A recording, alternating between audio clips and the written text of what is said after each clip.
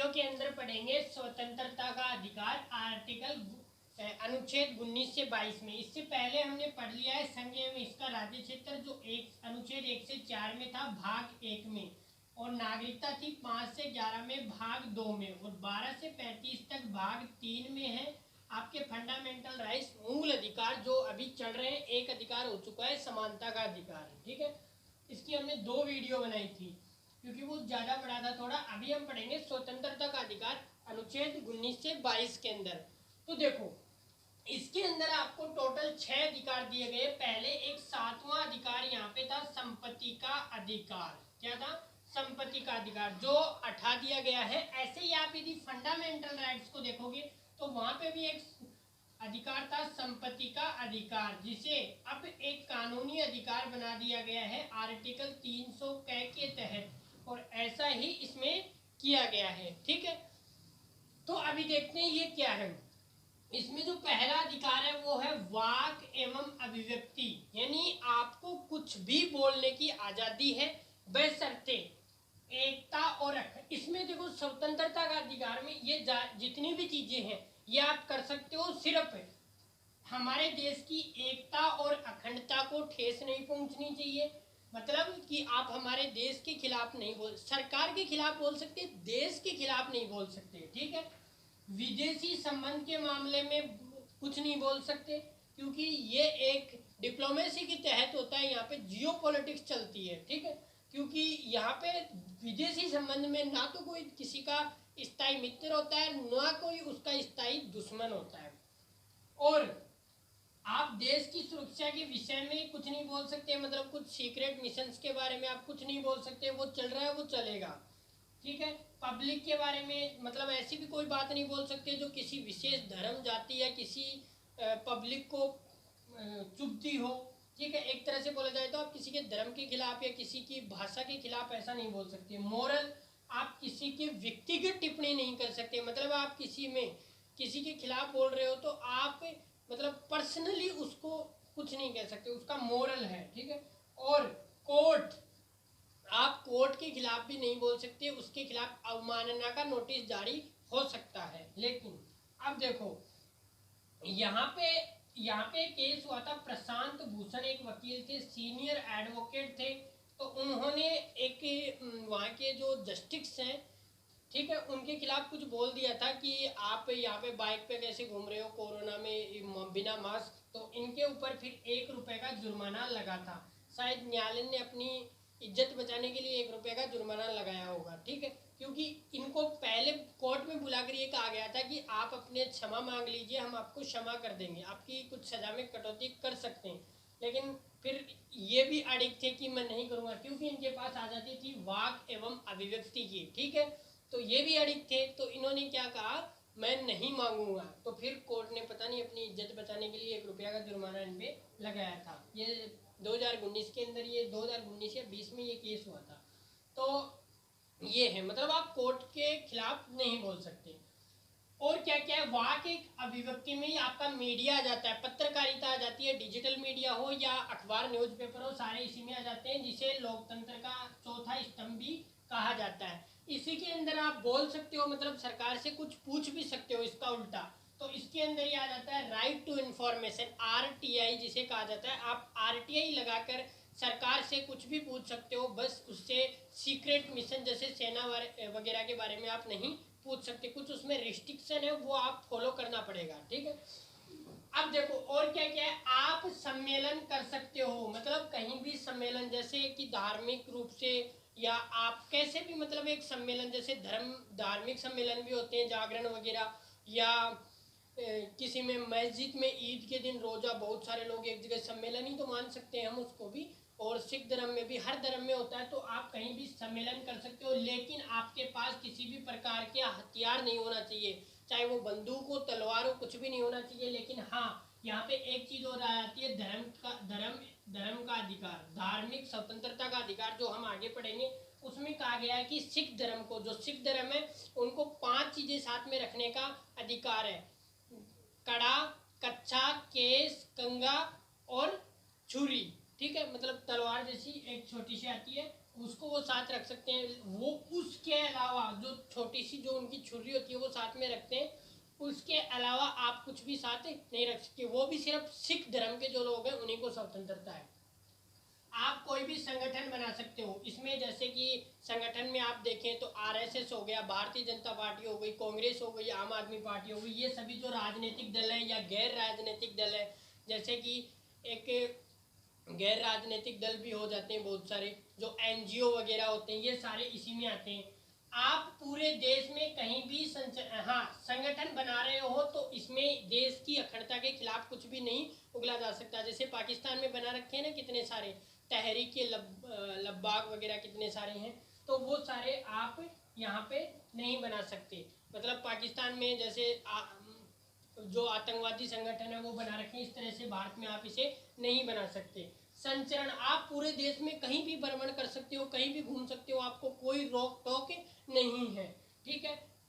यहाँ पे कुछ रिस्ट्रिक्शन है, जैसे कि आप चाइना बॉर्डर के पास, पाकिस्तान बॉर्डर के जीरो लाइन के पास आप नहीं घूम सकते, क्योंकि वो उधर से वो दुश्मन देश है, गोली चला दोगे। लेकिन यहाँ पे आप नेपाल बॉर्डर के पास जा सकते हो, क्योंकि नेपाल हमारा मित्र है एक तरह से।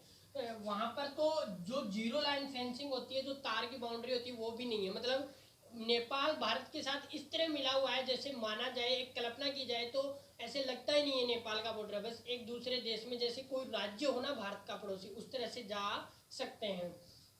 आप कहीं पे भी निवास कर सकते हो पूरे देश में, ठीक है। पूरे देश में आप कहीं भी रह सकते हो, कहीं भी प्लॉट खरीद सकते हो, कहीं पे भी जमीन खरीद सकते हो। पहले ये जम्मू कश्मीर में नहीं था, लेकिन आर्टिकल 370 हटने के बाद वहां पे भी लागू हो चुका है। आप पूरे देश में कहीं पे भी व्यापार कारोबार कर सकते हो अपने जीवन यापन के लिए। और पहले इसमें एक अधिकार और था संपत्ति का, जो अभी हटा दिया गया। क्यों उठाया गया? क्योंकि इसमें यह कहा गया था कि आप जितनी संपत्ति और रख सकते हो। तो इसमें क्या होता था कि जो सरकार, जैसे मान लो यहाँ से नेशनल हाईवे निकाल रही है, रेलवे लाइन निकाल रही है, या कोई और बड़ी संस्था बनाना चाह रही है, तो संपत्ति के अधिकार में आप सरकार स्वतंत्रता है भैया, आप स्वतंत्र रख सकते हो। तो और ये भी कहा गया है कि आप डायरेक्ट सुप्रीम कोर्ट जा सकते हो आर्टिकल 32 के तहत। तो आप सुप्रीम कोर्ट जाओगे तो सुप्रीम कोर्ट भी आपको वैल्यू देगा कि आपकी जो, मान लो कि इधर घर है, यहाँ पे अब यहाँ से रेलवे लाइन आ रही है, आप कहोगे सुप्रीम कोर्ट में जाके कि मेरी रेलवे लाइन यहाँ से नहीं जाने दूंगा, घुमा के लेकर जाओ इस तरह से, तो रेलवे लाइन थोड़ी जाएगी। तो इसी के तहत इसे संपत्ति के अधिकार को भारत के प्रधानमंत्री थे मोरारजी देसाई, उन्होंने इसे हटाया था। लेकिन यहाँ पे आप किसी की निजी संपत्ति, जैसे मान लो मेरा घर है, तो कोई निजी व्यक्ति आके उस पर अधिकार नहीं जमा सकता। सरकार चाहे तो कभी भी ले सकती है, ठीक है। ये अब कानूनी अधिकार बन चुका है। हम इसे 300 कैग के अंतर्गत पढ़ेंगे, जब 300 अनुच्छेद पढ़ेंगे, 300 नंबर का। ये था स्वतंत्रता का अधिकार, आर्टिकल 19। अनुच्छेद 20, अनुच्छेद 20 में कहा गया है अपराध एवं इसके दोष सिद्धि के संबंध में संरक्षण, ठीक है। तो भारत का जो संविधान है, वो कोई आरोपी है तो उसे भी संरक्षण देता है। इसमें 3 प्रावधान है, बहुत इंपॉर्टेंट है। और अनुच्छेद 20 और अनुच्छेद 21 ऐसे 2 कानून है, ऐसे 2 मूल अधिकार है, जिन्हें देश में चाहे कुछ भी हो जाए, ठीक है, कुछ भी हो जाए, आपातकाल आ जाए, बाढ़ आ जाए, भूकंप आ जाए, कोरोना आ जाए, चाइना अटैक कर दे, पाकिस्तान अटैक कर दे, अमेरिका, कोई भी कुछ भी हो जाए, ये 2 मूल अधिकार कभी भी सस्पेंड नहीं किए जा सकते। मैंने पहली वीडियो में आपको बताया था कि मूल अधिकार स्थायी नहीं है, इनको चाहे गवर्नमेंट चाहे स्थिति के अकॉर्डिंग जो वर्तमान में है तो उसके अनुसार इन्हें छीना भी जा सकता है, इन पे कुछ मूल अधिकारों को प्रतिबंधित भी किया जा सकता है। इसका सबसे अच्छा एग्जाम्पल है जम्मू कश्मीर। और अभी पूरी दुनिया में आप देख सकते हो, कोरोना आया तब बहुत से लोगों को बहुत सारी सुविधाओं को छीन लिया गया, कहीं भी आप घूम नहीं सकते, ट्रेवल नहीं कर सकते, इस तरह की। तो ये दो मूल अधिकार है, ये जो 2 मूल अधिकार है, ये कभी नहीं छीने जा सकते। 20 अनुच्छेद 20 में कहा गया है अपराध के लिए दोष सिद्धि से संरक्षण।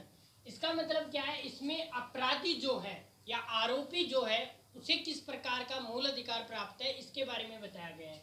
तो इसमें 3 प्रकार के उसे मूल अधिकार प्राप्त है।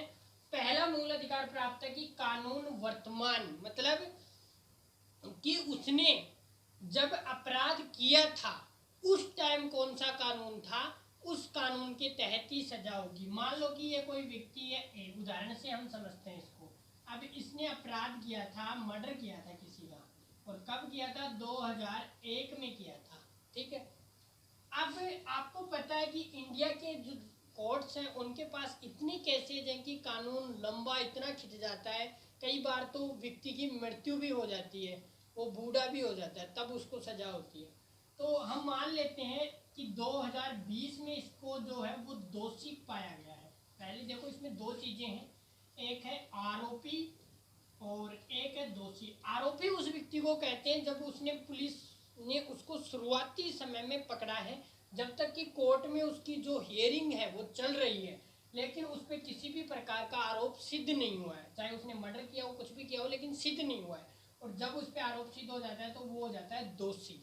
ठीक है, तो मान लो इसने 2001 में मर्डर किया था और उस टाइम मर्डर की सजा थी 2 साल, और 2020 में ये हो गई 20 साल। ठीक है, तो उससे जो आरोपी है ए, इसे उस 2001 में जो सजा थी 2 साल की वही मिलेगी, ना कि 2020 में जब फैसला आया तो वो सजा है वो नहीं मिलेगी। मतलब कि यदि कोई आरोपी आरोप करता है तो उस समय जो सजा थी जब उसने आरोप किया था वही मिलेगी, ना तो इससे बाद वाला कोई नया कानून बना है उसके अकॉर्डिंग सजा मिलेगी, ना ही इससे पहले कोई जो कानून था जैसे 2000 में कुछ और कानून था तो उसके अकॉर्डिंग भी सजा नहीं मिलेगी, इसके अकॉर्डिंग भी नहीं मिलेगी, इस टाइम जो सजा थी वही मिलेगी। ठीक है, इसमें फिर आता है दूसरा प्रावधान। दूसरे प्रावधान में कहा गया है दोहरी क्षति नहीं। मतलब यदि किसी आरोपी को, जैसे मान लो यही ए आरोपी है, मर्डर किया था तो इसी पहली बार 2001 में 2 साल की सजा हो गई, अब इससे दोबारा इसी मर्डर के लिए दोबारा सजा नहीं हो सकती जब तक कि ये कोई दूसरा अपराध ना करे। लेकिन इसमें एक चीज और है, जैसे मान लो ये कोई आरोपी है एक, अब इसने क्या किए, एक मर्डर कर दिया, अब इसने दूसरा मर्डर कर दिया सेम, लेकिन इसका अभी तक फैसला नहीं हुआ, इसका भी चलने लगा, तो इन दोनों में इसको अलग अलग सजा होगी। जैसे इसमें मान लो 10 साल हो जाती है इसको, तो टोटल 20 साल हो गई, ना कि दोनों की 10 साल होगी। ठीक है, दो यदि इसने कोई दो कोई आरोप करे हैं तो उन पे अलग अलग सजा होगी, लेकिन एक बार एक सजा के लिए आप उसे दोबारा सजा नहीं दे सकते। अब इसमें तीसरा प्रावधान है कि किसी भी आरोपी को न्यायालय में अपने खिलाफ गवाही देने के लिए बाध्य नहीं किया जा सकता। मतलब कि जैसे आपने फिल्मों में देखा होगा कि थानों के अंदर पुलिस उनको लठ दे दे के पूछती है कि हाँ तुमने किया था, बोलो किया था। ठीक है, तो ऐसा आप नहीं कह सकते, जोर जबरदस्ती किसी के साथ नहीं कर सकते जब तक कि वो न्यायालय में खुद कबूल ना करें। ठीक है, तो इसीलिए न्यायालय के सामने जब तक आरोपी जो है वो न्यायालय में जज साहब के सामने ये नहीं कहेगा कि मैंने ये किया है, हालांकि उनके जो कुछ प्रूफ्स हैं वो तो रहेंगे, लेकिन वो प्रूफ नहीं करेगा तब तक उसे जोर जबरदस्ती से नहीं कहा जा सकता। ठीक है, तो ये था आपका अनुच्छेद 20। अनुच्छेद 21 कहता है प्राण एवं दैहिक स्वतंत्रता। मतलब आपको प्राण लाइफ की पूरी गारंटी दी गई है संविधान में, और दैहिक आपका जो मानवीय मूल्य है, दैहिक का मतलब वैसे तो शरीर होता है, लेकिन शरीर के साथ साथ दैहिक मूल्य है वो आपकी इसमें गारंटी दी गई है। शरीर के साथ साथ बाहर की जो आपकी प्राइवेसी है उसकी गारंटी दी गई है। तो पहले हम प्राण में समझते हैं, प्राण में आपको फ्री हेल्थ मिलेगी, फ्री आपको मतलब आपकी जो हेल्थ है वो देने का प्रयास करेंगी सरकारें। तभी को आप देखते होंगे कोरोना के अंदर किसी भी मरीज से पैसा नहीं लिया गया। ठीक है, गवर्नमेंट हॉस्पिटल के अंदर। अब आप प्राइवेट में चले जाओगे और बोलोगे कि ये क्या मेरे से पैसा क्यों ले रहे हो आप, ये तो आर्टिकल 21 में लिखा हुआ है। तो यहाँ पे लिखा हुआ है कि गवर्नमेंट हॉस्पिटल के अंदर आपको जितनी राज्य सरकार से हो पाएगा उतना आपको फ्री मिलेगा। मतलब पूरे हेल्थ की गारंटी, आपके स्वास्थ्य की गारंटी सरकारों की होती है। इसमें आपको लाइफ की गारंटी है। भारतीय संविधान के अकॉर्डिंग आप आत्महत्या नहीं कर सकते। आत्महत्या करने पे ये आईपीसी में देखें 307 के अकॉर्डिंग, आईपीसी की धारा 307 में यदि आप आत्महत्या करते हो और बच गए तो पुलिस आपको उठा के ले जाएगी, आपने जुर्म क्यों किया है। ठीक है, तो ये भी एक आपने भारत में जन्म ले लिया, अब आप खुद से मर भी नहीं सकते, ये गारंटी ये देता है अनुच्छेद 21। और यदि आप मरने वाले हो तो मर गए तो फिर सजा किसको दोगे, और मर रहे हो आत्महत्या कर रहे हो फिर भी आप जीवित बच गए तो आपको पुलिस उठाकर ले जाएगी आईपीसी सेक्शन 307 के अंदर। ठीक है, अब आते हैं दैहिक स्वतंत्रता। दैहिक स्वतंत्रता के अंदर निजता, निजता जिसको इंग्लिश में कहते हैं प्राइवेसी, प्राइवेसी की गारंटी दी गई है कि आपकी पूरी प्राइवेसी रखी जाएगी। आपसे कोई आपके मोबाइल का पासवर्ड पूछता है, आप नहीं आपकी इच्छा हो बता दो, नहीं बताना चाहते तो वो आप पे जोर जबरदस्ती नहीं कर सकता। ठीक है, यहाँ पे आपके पिताजी या आप आपकी वाइफ या वाइफ है तो हस्बैंड, कोई आप पे जोर जबरदस्ती नहीं कर सकता। आपका जो फोन है वो आप अपने पास रखिए, कोई आपसे कुछ कह नहीं सकता, निजता में आता है। ठीक है, और आप यदि अपना मोबाइल नंबर भी किसी को, मतलब आपकी जो भी निजता की चीजें, आपकी जो पर्सनल चीजें वो आपसे कोई मांगे तो दो, नहीं मतलब आपकी इच्छा हो तो दो, और नहीं इच्छा है मत दो। आपसे वो जोर जबरदस्ती नहीं कर सकता, और ऐसा करता है तो डायरेक्ट आपको पता है सुप्रीम कोर्ट जा सकते हो आप। दैहिक स्वतंत्रता में एक और आती है विदेश यात्रा। बिना किसी कारण के सरकारें आपके विदेश यात्रा पे प्रतिबंध नहीं लगा सकती। हाँ, इसमें कुछ है कि आप पे जैसे कोई केस वगैरह हो गया तो उसमें अलग अलग कंडीशंस होती हैं, लेकिन आप यदि एक आम नागरिक हो, आपने कोई कांड नहीं किया तो आप पे विदेश यात्रा पे प्रतिबंध लगाने का सरकार को, राज्य सरकार को या केंद्र सरकार को कोई वहां पे कोई अधिकार नहीं है। अब हम देखते हैं अनुच्छेद 21 कैट। देखो 21 हमने पढ़ लिया है, प्राण एवं दैहिक स्वतंत्रता। अब देखेंगे अनुच्छेद 21 जिसमें कहा गया है शिक्षा का अधिकार। इसमें कहा गया है right to education, RTE, right to education. इस कानून के तहत कहा गया है कि 6 से 14 वर्ष की आयु तक के बच्चों को, 6 से 14 वर्ष की आयु तक के बच्चों को राज्य सरकारें फ्री शिक्षा प्रोवाइड करने का प्रयास करेंगी।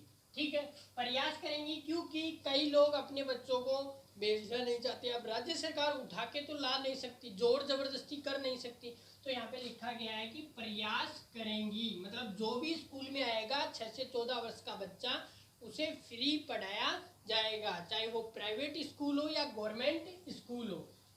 फिर इसी में 86वें संविधान संशोधन 2002 के द्वारा ये किया गया था। फिर इसमें एक RTE लाया गया 2009 के अंदर, राइट टू एजुकेशन। इसमें कहा गया कि इसमें 25% स्कूल में, प्राइवेट स्कूल में 25% बच्चों जो 6 से 14 साल, मतलब कि लगभग 1 से 8वीं क्लास तक, ठीक है, तो 8वीं क्लास तक के 25% बच्चों को यदि आप किसी प्राइवेट स्कूल में भी पढ़ रहे हो तो ये आपको फ्री दिया जाएगा, एजुकेशन वहाँ पे फ्री दी जाएगी। आपकी जो फीस है उस प्राइवेट स्कूल की वो भारत सरकार या स्टेट गवर्नमेंट भरेगी। ठीक है, इसके अंदर 51 कै में भी इसको जोड़ा गया है शिक्षा के अधिकार को, कि भारत के नागरिक का ये मूल कर्तव्य होना चाहिए। वो हम डिटेल में मूल कर्तव्य पढ़ेंगे तब जानेंगे। ठीक है, तो अभी भी ये कानून है, आपके भी आसपास यदि ऐसा कोई बच्चा है छोटा 14 साल से उम्र तक का, तो आप उसका RTE के तहत प्राइवेट स्कूल में भी एडमिशन करवा सकते हैं। फीस आपकी गवर्नमेंट पे करेगी, यहाँ तक कि वहाँ पे बुक्स वगैरह सारी चीज़ें, मतलब बिल्कुल आपको जाना प्राइवेट स्कूल में, लेकिन फैसिलिटी जो है, सुविधाएं हैं, वो सारी सरकारी स्कूल जैसी वहाँ पे मिलती है। मतलब वहाँ पे किताबें फ्री, फीस फ्री, और चीज़ें भी आपको जो सरकारी स्कूल में मिलती है सारी वहाँ पे फ्री मिलेंगी, और एजुकेशन मिलेगी प्राइवेट स्कूल जैसी। ठीक है, अनुच्छेद 22 ये कहता है, ये देखो अनुच्छेद 21 क्या हो गया। अब अनुच्छेद 22 में कहा गया है निरोध एवं गिरफ्तारी से संरक्षण। ठीक है, इसमें देखो हिरासत दो प्रकार की होती है, एक होती है दंड विषयक और एक होती है निवारक। दंड विषयक में कहा गया है कि यदि किसी को आपने गिरफ्तार किया है, इसमें 3 बातें, किसी को आपने गिरफ्तार किया है तो उसे जानने का अधिकार है कि मुझे क्यों गिरफ्तार किया गया, आपको उसे बताना पड़ेगा, आपको उसको अरेस्ट वारंट दिखाना पड़ेगा। एक अरेस्ट वारंट जारी किया जाता है वो दिखाना पड़ेगा, लेकिन अरेस्ट वारंट कुछ सिचुएशन में नहीं किया जाता, जैसे कहीं पे दंगा हो गया और वहाँ पे तोड़ फोड़ हो गई सार्वजनिक संपत्ति पे, अब वहाँ पे पुलिस आपको गिरफ्तार कर रही है, आप कहोगे अरेस्ट वारंट दिखाओ मुझे तभी मैं जेल में चलूंगा, तो वहाँ पे आपको 2 लठ और एक्स्ट्रा पड़ेंगे, जबरदस्ती ले जाएंगे उठा के। ऐसी सिचुएशन में नहीं, वहाँ पे आपको अरेस्ट वारंट कुछ अलग अलग सिचुएशंस के अंदर आपको देखना है। जैसे कि आपने चोरी की है अब चोरी में तो ऑन द स्पॉट यदि पुलिस है तो पकड़ेगी, वहां पे अरेस्ट वारंट नहीं चलेगा। अब आपके घर पे शक के आधार पे आपको गिरफ्तार कर रही है कि आपने चोरी की है, तो वहां पे आप पुलिस से मांग सकते हो कि अरेस्ट वारंट लाए हो क्या। ठीक है, ये है सूचना का अधिकार। ठीक है, और इसमें नहीं है वो अलग चीज है कि एक यदि आपके पुलिस आती है घर में और वो आपके घर की तलाशी लेना चाहती है, तो वहां पे आप उससे तलाशी का भी एक सर्टिफिकेट बनता है, वो पुलिस के पास होना चाहिए। आप इससे पहले पुलिस को चाहे घर में नहीं घुसने दे सकते। और इसमें एक आ गया कि 24 घंटे के अंदर आप किसी को, जो आरोपी है उसको दंडाधिकारी के सामने प्रस्तुत करोगे आने जाने के समय को छोड़कर। मान लो कि थाने से कहाँ गए, कोर्ट तक गए, अब वो समय हो गया, या थाने से पहले घटनास्थल से थाने तक गए तो वो समय हो गया, उसको छोड़ दो। बाकी आपने थाने में 24 घंटे से ज़्यादा आप उसको नहीं रख सकते, नहीं तो वो अनुच्छेद 22 के तहत कहाँ चला जाएगा, कोर्ट में जा सकता है। और उसे अपने पसंद के वकील से कानूनी सलाह लेने का अधिकार है, ये कहा गया इसमें अनुच्छेद 22 में। अब आता है निवारक। निवारक है इसमें तो देखो किसी का आरोप है तभी आप उसे गिरफ्तार करोगे, लेकिन इसमें आप किसी को आरोप, जैसे यहाँ पे मान लो किसी का मर्डर हो गया तो आप उसको गिरफ्तार कर सकते हो आरोपी के। अब यहाँ पे कुछ हुआ ही नहीं, मर्डर वगैरह कुछ नहीं हुआ, सिर्फ शक के आधार पर आप उसे आरोप गिरफ्तार कर सकते हो। इसे साधारण भाषा में देखा जाए तो नजरबंद कहते हैं, नजरबंद कर दिया गया। जैसे इसका सबसे अच्छा उदाहरण है अभी जम्मू कश्मीर में जब 5 अगस्त 2019 को धारा 370 और 35A हटा था, तो उस टाइम वहां के लगभग 30 से 35 नेताओं को नजरबंद किया गया था।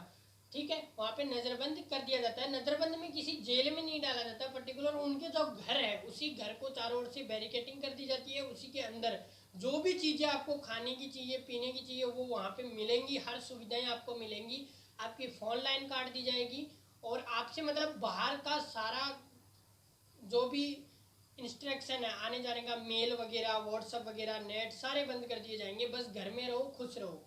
ठीक है, न्यूज चैनल आप वहाँ पे देख सकते हो, टेलीविजन वहाँ पे देख सकते हो, लेकिन बाहर से आप टेलीविजन भी, जैसे वहाँ पे जैसे जम्मू कश्मीर में तो पूरा नेट वगैरह बंद कर दिया गया था, टेलीविजन की सेवाएं भी बंद कर दी गई थी, तो वहाँ पे वो नहीं होता। और बाहर आपको किसी से मिलने नहीं दिया जाएगा, इसे कहते हैं नजरबंद। ठीक है, और इसमें क्या कहा जाता है, ये 3 महीने तक, मैक्सिमम 3 महीने तक ही आप किसी को नजरबंद कर सकते हो। यदि बाद में आप उसे नजरबंद करना चाहते हो तो एक जो जज है, वरिष्ठतम जज, उनकी एक कमेटी बैठेगी, उसे कहते हैं सलाहकार बोर्ड। सलाहकार बोर्ड ये तय करेगा कि 3 महीने के बाद इनकी नजरबंदी जो है बढ़ानी है या नहीं बढ़ानी है। तो आपने देखा होगा जम्मू कश्मीर के नेताओं को लगभग 14-15 महीने तक भी क्या रखा गया था, नजरबंदी रखा गया था। तो इसमें शक के आधार पर अब मान लो कि उनको खुला छोड़ देते, नजरबंद नहीं करते, तो पता नहीं कश्मीर में क्या से क्या हो जाता। ठीक है, आज भी वो लोग ये मांग कर रहे हैं कि धारा 370 वापस आना चाहिए। तो सोचो उस समय यदि उनको खुला, तो इस तरह उनको शक के आधार पर सिर्फ नजरबंद किया जा सकता है, और इसमें आरोप है उस पर तभी आप उसको गिरफ्तार कर सकते हो। तो ये था हमारा आज का अनुच्छेद 22 तक हमारा कंप्लीट हो गया है। 1 से 22 अनुच्छेद हमने कंप्लीट कर दिए हैं। यदि आपने इससे पहले वाले नहीं पढ़े तो वीडियो आपको प्ले लिस्ट में मिल जाएगी। ठीक है, और इससे पहले वाली आप वीडियो देख सकते हो। तो मिलते हैं हम नेक्स्ट वीडियो के अंदर, तब तक आप इस वीडियो को ज़्यादा से ज़्यादा लोगों तक शेयर कीजिए। ठीक है, और उनको बताइए कि भारत का संविधान कैसा है, कितना बड़ा है, कितना अद्भुत है। ठीक है, अद्भुत है एक हमारे भारत का संविधान, क्योंकि जितने अच्छे से मूल अधिकारों का वर्णन इंडियन कॉन्स्टिट्यूशन में किया गया है, उतने अच्छे से किसी भी दुनिया की किसी भी कंट्री में इतना अच्छे से मूल अधिकारों का वर्णन किया गया नहीं किया गया है, चाहे वो अमेरिका ही क्यों ना हो। क्योंकि अमेरिका में हमारा जो मूल अधिकार है वहाँ से लिया गया है, वहाँ पे भी इतना अच्छे से उनको बनाया नहीं गया है, इतने अधिकार नहीं है। तो मिलते हैं हम नेक्स्ट वीडियो के अंदर। जय हिंद।